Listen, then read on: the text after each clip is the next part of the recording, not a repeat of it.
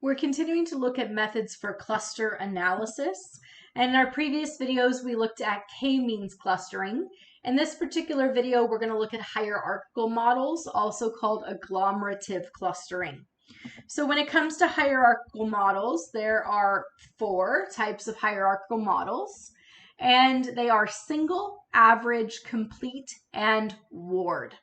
When it comes to hierarchical models, the benefit of this method is that unlike, if I just go back in time, unlike the k-means clustering, which could only use interval or ratio data, the hierarchical methods, the agglomerative, can use ordinal data.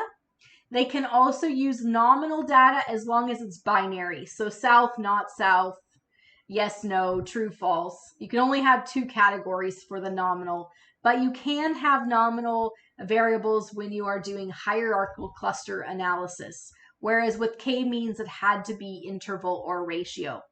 Now, how do you know which hierarchical model to use? The single hierarchical model is the worst performing of the 4. But if you have a lot of data, it is the fastest. That's because it is the simplest. It minimizes the distance between the closest data points in a pair of clusters. Okay, so we're looking for where it's tending to congregate, minimizing the distance between data points. Because of that, because it minimizes the distance between data points, it can be easily affected by noise. So just randomness can cause it to not be able to find the boundaries of your cluster or cohort. The average method minimizes the average distance between data points in a pair of clusters. So rather than minimizing the distance for each pair, it's going to minimize the average distance. And it works well if there's clear separation between the clusters. Okay. Now, as we move towards from single to ward, the ward end is most effective in terms of noisiness and overlap. Complete performs better than average when it comes to those overlapping clusters. So complete is the distance between the furthest data point in 2 pairs of clusters. And so it's performing slightly better than the average if you have overlapping. Ward minimizes the variance within all of the clusters. The downside to ward is that it's going to make equal size clusters. It's going to attempt to make them all equal in size when this may not be warranted. It might be that one cluster really is just a bigger group of data than another. But the benefit of ward is that it's more effective of the 4 when the data is noisy. So we tend to kind of go with complete if we're focusing on overlap, ward if we're focusing on noise, complete if we're wanted to not necessarily try to create equal sizes for all. So single and average do exist. You can use them if you have really large data sets because they take less time to process. But if your data sets are not bigger, you're going to be probably complete and ward. In my world where I do my analysis, mostly I'm doing ward. I have noisy data and I'm doing hierarchical models rather than k-means because I have a lot of ordinal data. When I do surveys, it's a lot of Likert scale and opinions. And so because of that, I do a lot of ward hierarchical models to find clusters. For example, when I study my students and how they like to learn, I look at, is there a cohort or group of students that likes to learn more with a textbook and homework? Is there another one that learns better from games and activities? And so they don't have true labels, right? All I'm doing is survey them and asking them questions about what they like, what they think helps them learn, what they think engages them. And then from that, I can group them into clusters based on their opinions on ordinal or Likert scale survey questions. And so I'm using ward here to find those clusters. All right, let's go give it a try.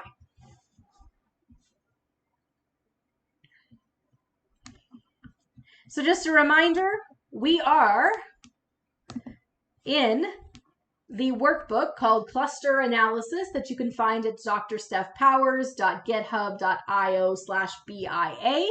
So click in there, and then of course you will need the data sets, and we've been working through just in the last part of this cluster analysis workbook, we've been working through the data set that is the customer relationship management data set, and previously we looked at company revenue and the projected value of the contracts. So maybe our business does builds websites and provides services.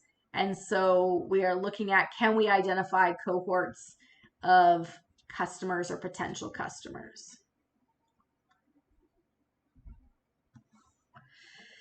Before we dive into actually doing it for our database, just in very generalized, there you can compare the 4 different methods.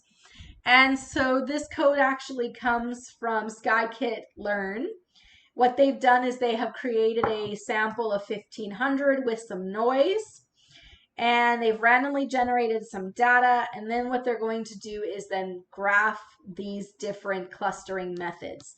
So we're not really changing this code, we're running it directly as it was created by Scikit-learn, just to show how those different hierarchical clustering methods work. So we're importing those packages, we're running their code as they have it written, and we do this so that we can output a visual to help us see the different methods. So after all this code, running this code here, what we get is a visual that looks like this. All right, so what we see here, and I'm just going to switch to my slides so we can see it a little bit clearer here, all on one page, is in the first column we have single, in the second column average, in the third complete, and in the fourth ward. And what we see here is different layouts of data in a 2-dimensional space. So if we have 2 variables here, and you can see then if all the orange is inside the blue, how well it does in terms of identifying. So given the shape of the data and the relationship to each other, you can see how they would identify different cohorts from that same layout. And so if they're truly, say like in the second row where we have these 2 polynomial curves, we can see that the complete and the ward capture most of the curves as being 2 separate entities, not as well as that single linkage does in terms of separating them out. And as we get into with, let's go back. If we get here to the second to the bottom row, you can see though that single isn't able to separate out, that there are 3 different little blobs here, whereas the ward, the complete, and the average can identify that these are 3 separate cohorts, the single can't. So they do have strengths and weaknesses depending on how the data is laid out. And so if you do have some idea, if you look at your scatter plot and you see kind of some general patterns, this can also indicate which measure, which approach might be more relevant to you. You can see in that very bottom one, that's a lot of noise. It looks very random. And so the single one would classify everything as being part of one group, whereas some of these other ones are able to identify different cohorts. But notice that the cohorts they identify are quite different. So the methods that you choose will impact what it identifies as a group. And so just be aware of that. All right, so now let's go and do our own code. So Scikit-learn provides that code so that you can see this comparator as you call the different packages. All right, so let's suppose we have ratio data and we're going to use the single approach. So we're going to use question 2 and 4, the same questions about the size of the company and the size of the potential contract, to see if it can do some labeling. All right, so import numpy is np from sklearn.cluster. We're going to import agglomerative clustering. Okay, all of these are going to use the package agglomerative clustering. The difference is going to be the linkage type. And so we'll specify when we call the package what the linkage type is going to be. Notice that just like k-means, we have to tell it how many clusters to look for. So what we're going to do is we're going to say x is equal to, and then we're going to take our 2 variables we're using to create these clusters. turn it into an array using NumPy, just like before. Then we're going to say cluster is equal to agglomerative clustering, calling that package. Let's start with 6 clusters, and we'll do a single linkage. We will then fit that on our data and have it identify the labels. So when we do that, here are the labels for our data points. Again, having it just write out what these labels are, not super helpful for us. The best way to see it, as long as we only have 2 variables, is in a scatter plot. When you get beyond 2 variables, then you can't do that visualization. All you'll have is your array here. So from Seaborn, import scatterplot, import matplotlib as MPL so we can change the size of the dots. Import matplotlib.pyplot as PLT so we can do our graphing. On the x-axis is going to be question 4. That's the projected value of our contract. And on the vertical y-axis is going to be company revenue. The key here is the hue is equal to CL. Those are the labels we just came up with, okay? And then you can choose whatever color scheme you want, and let's label the x and y axes. So when we tell it to find 6, we can see clearly this one here, and this one way up here, and even this one here. And then if you look at the purple, the brown, and the blue, we get 1 purple, 1 brown, and then this big chunk that is blue with this clustering method, okay? Now, we can use our silhouette score, our Calinski Harabasz score, and our Davies Bouldin score with our hierarchical clustering in order to assess whether or not we have the right number of clusters.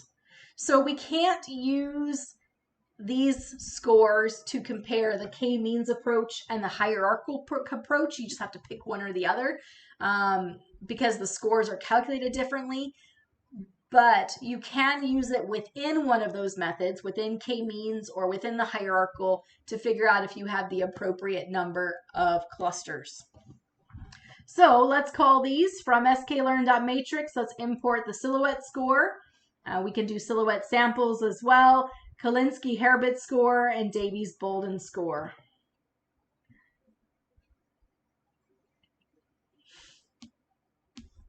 So we're going to use our agglomerative clustering, our single, and we can find these scores with our 4 clusters. We can find them with our 6 clusters.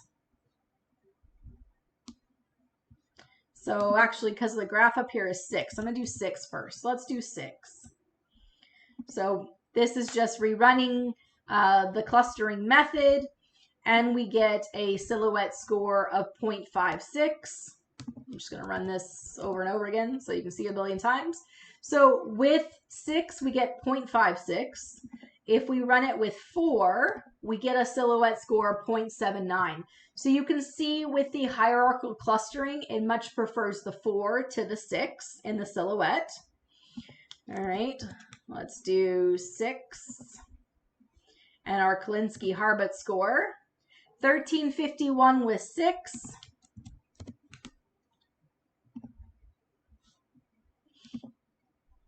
2122 with 4. So Calinski Harabasz prefers 4 clusters with the hierarchical. All right, run it with 6. Here's our Davies Bouldin score. We get 0.275. Change it to 4. Run it. We get 0.21. Remember with Davies Bouldin, lower is better. So with all 3 of these scores, the hierarchical clustering, it is better to have 4 clusters instead of 6 clusters. Okay. All right, so we can use these scores to compare the number of clusters within our single linkage. All right, let's look at average linkage. To do average linkage, it is going to all be the exact same process. The only difference is it says linkage equals average. So again, we're dealing here with ratio data for question 4 and question 2. So we're going to import NumPy as NP from sklearn.cluster. We're importing agglomerative clustering. That's all 4 of the hierarchical methods. We're going to specify that our X is these 2 ratio variables. Question 4 is about the size of the contract. Question 2 is about the revenue of the company. We fit our cluster model. We can fit it with 6. We can fit it with 4. Sounds like 4 is probably the better model at this point, at least with a single linkage. Let's try for the average. And so we then call our clustering method, specify 4 clusters, specify a linkage of average, fit that, and then call the labels. Since we have 2 variables here, it's better just look at it on a graph instead of trying to look at it with just this array of numbers. So we're going to do our scatter plot from Seaborn, make the dots bigger size. Again, the key here is that the hue of this scatter plot is the labels, and we call that CL. So because we call that CL, we then generate this. Here you can see the 4. If I go back and change this to 6, and I'm going to do that just because when there was 6, you know how there was one random one that lived in one group and one random one that lived in the other. So let's just go back. With the single, when we did single and we did 6 clusters, there was this random purple one and random brown one that lived all by themselves. So what happens with the average linkage when we tell it to do 6? So we ran 6 here, found the labels. Just make sure, do this, then this.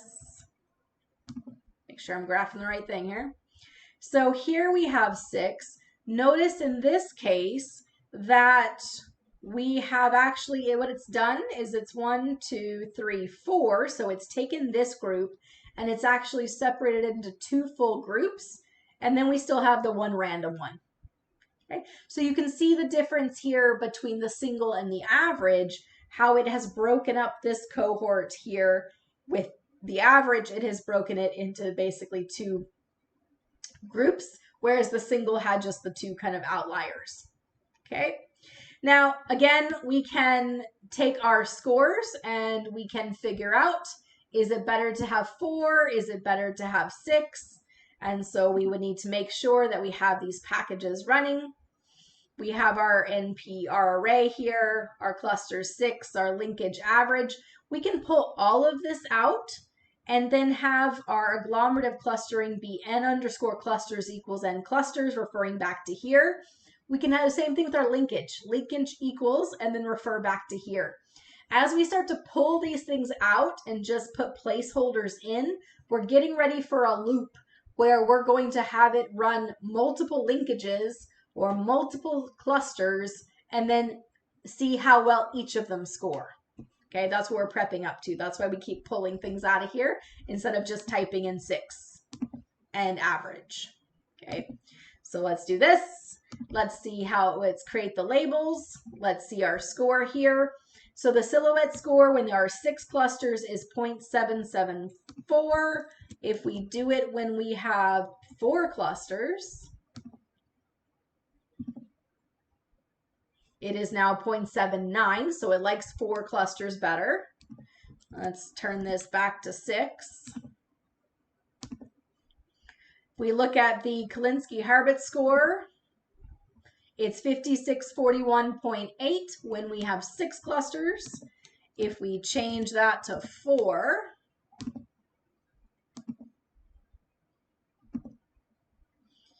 you can see that it's now 2122, so it went down. It doesn't like when there's less clusters.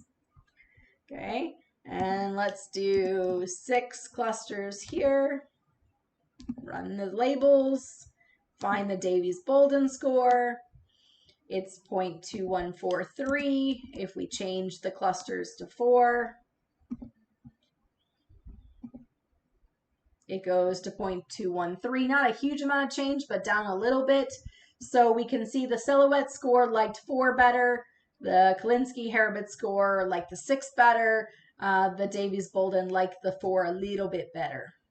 Okay. All right, we're still doing ratio data. We're going to do complete here. And you'll notice it looks just like the others. It is the same except for the linkage equals complete. And so we can run through this. You should be able to run through this now without me. So I'll give you a second and you should be able to explain the code and run through it, right? So we're going to take our two variables, question 2 and 4, turn them into an array. We're going to call our agglomerative clustering. We're going to specify 6 clusters, a complete linkage, fit that cluster analysis, and output those labels. Then let's plot it. So the hue is going to be equal to those labels. We're going to plot question 4 on the horizontal and question 2 on the vertical. And we can see here. So the reason we want to do this 6 here is so we can again compare. So if I scroll back in time, recall with 6, the single had this single purple and single brown and a big group of blue. When we did the average linkage, it then separated that big group into 2, and then we just had this one random one laying out. And now as we're doing complete, notice that what we're doing is we no longer have the one random. We've now taken this big group that was all together, and now we're starting to flesh out that these are 3 separate clusters with multiple data points in each using that complete. Okay.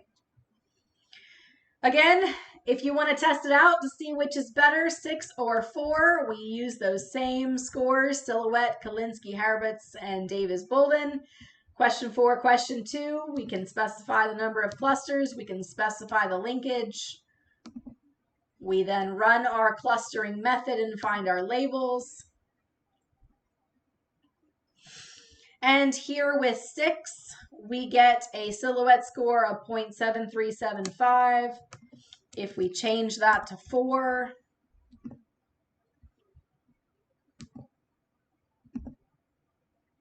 we get a silhouette score of 0.79, so likes the 4 better.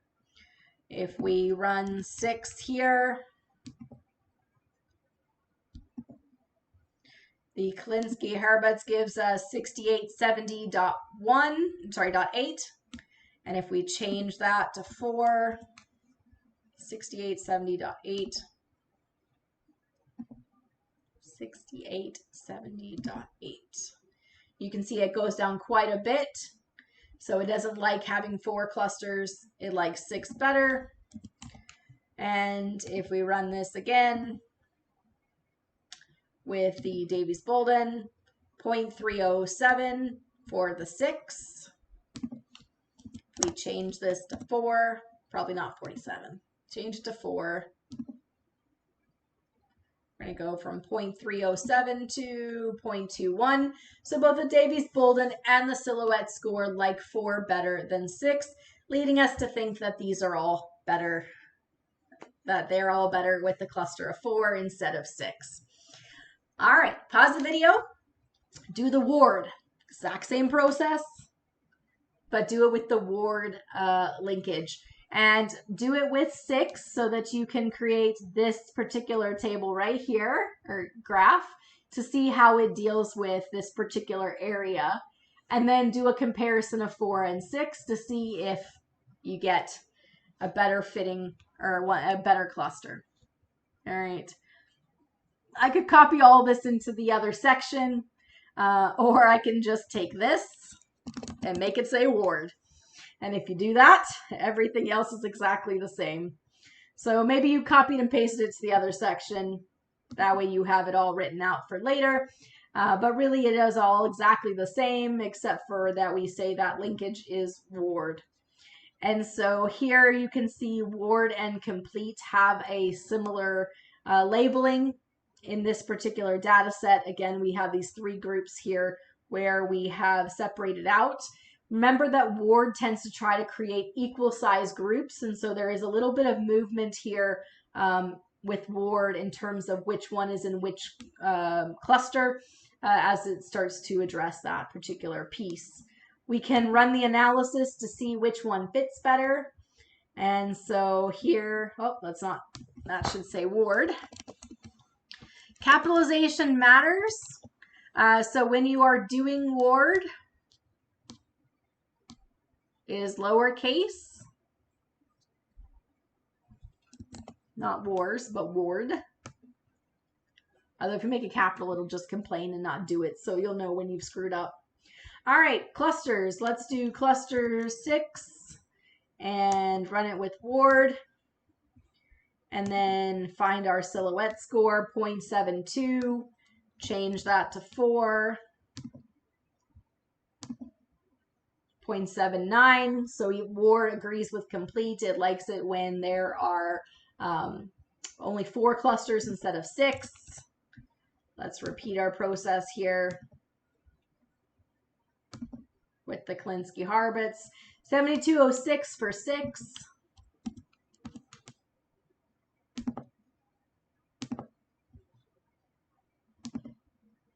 2122 for 4. Remember, it likes more clusters. And let's try the last one here. So doing all 3 methods is good because then there's something to break the tie. And the Davies Bouldin here is 0.36 when it's 6. And when we change it to 4, it becomes 0.21. Lower is better. So again, with the Ward, it likes 4 clusters better than 6 clusters. So at this point, what you should be able to do is you should be able to build an agglomerative or hierarchical model with single, average, complete, or Ward linkage. And you should be able to use the tests, whether we're doing k-means or hierarchical. We use the Calinski, the Davies Bouldin, the silhouette, and if you're doing k-means, you can also do the elbow method to determine what the appropriate clusters are.